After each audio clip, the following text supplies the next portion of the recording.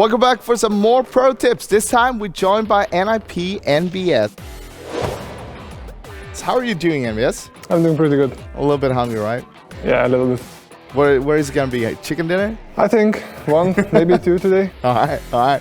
So we're going to be taking a look at a moment from Game 78 on Miramar when you were up against Raise Your Edge. It was basically a 1 versus 4, I'd say. Well, it was a 1 before, but you only got 3 of them. The 4th one, you did tag up before he got killed and stolen by TSM. But let's take a look at the moment, and will you be kind enough to take us through it? Sure, no problem. All right. So basically, like, all my teammates are dead already. Yeah. And I know that the only 2 options I have is to take the fight or try to run. I decided to take the fight. And luckily for me, that they give me basically 3 1v1s. I hear those 2 guys on the right, and then this guy on the left as well. And the timing is perfect, basically. And right now, I know I don't have a first aid, which is 6 seconds. I only have a medkit, and I decided medkit it will take a bit too long to heal. Yeah. So I just wait for the last guy because I think he will make a move on me. And I neck shot him right there for like 47 damage. And Michael like helps me win the fight, like close it out. I don't know how it would have been without Michael. Maybe I would have had it, maybe not. I'd say you would have had it. In the end, basically, I got 2 kills from them. I knocked 3 guys, I got 2 kills, and one of them got stolen, and Michael got the last kill on like Chris. So there's a few things in this fight itself that is quite interesting. First of all, once again, I've been talking with Vard about this before. Taking a 1 versus 1 seems like you guys are really good at it. You had Vard doing 1v4 against Windstrike early. I think it was game 22 or something like that. Now you doing this again. Talk to me about it. What is the most important thing with creating these 1v1s? How do you do it? I mean, you just have to work with information you have, Yeah. like, be it like visual or audio. And at this point, because I was hiding behind the ridge, I didn't want them to know where I am, so I was just hiding and playing on audio information, like from the footsteps.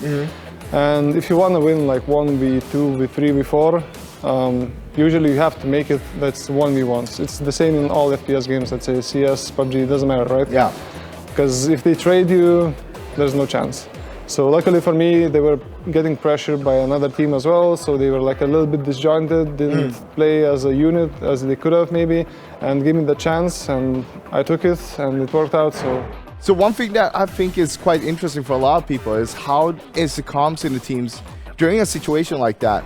Is it people helping you out with the footsteps sound like that, or you want them to be totally quiet so you can just concentrate and hear for yourself? You, at the combat situation like this, when you have a lot of people around you, you want like complete that silent, Yeah. because you hear all the footsteps for yourself then. Even like a slightest like sentence or a few words from your teammates at the wrong time can actually cost you the situation.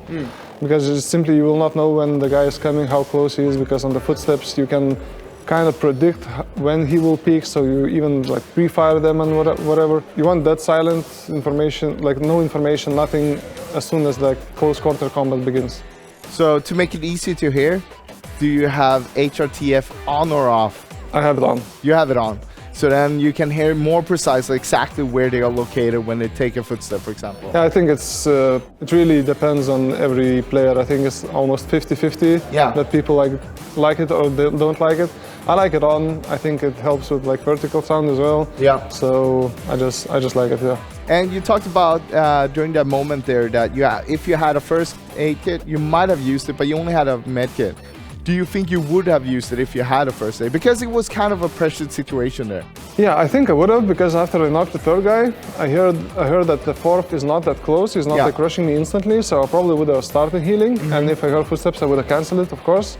But I knew that he had to make a move. Yeah. One thing is 3 of his teammates are knocked by like 1 guy, and he wants to close out the situation, maybe get some reses off, and they can continue on in the game. And the other part is that there was another team in TSM shooting them from the north, pressuring as well. So he couldn't stay on that side of the hill as well. So he had to make a move. So yeah, I just thought that 8 seconds is a little bit too long. 6, I think I might have been able to squeeze it in, but maybe I had to cancel it anyway. So I don't know. All right. So do you have any other tips in general for the players out there or whoever is watching this right now? Yeah, I mean, in close situations like that, for example, just try to try to use sound as much as you can to your advantage. Try to even pre-fire, as I said. Like if you hear the guys peeking like around the corner already, just start shooting. He will just run into your spray and you will get like a pre-knock. And try to keep your teammates calm and quiet so you can hear everything, and just let them not interrupt and play out the situation yourself. Just because, I mean, everyone, you know, has different ideas, and like in that short of a moment, you have to trust yourself and play like on your own behalf. Yeah, just go with your guts, basically. All right, I think that's it for this time. Thank you so much, MBS, for joining us, and thank you guys for joining us over there. I'll see you guys next time for some more pro tips.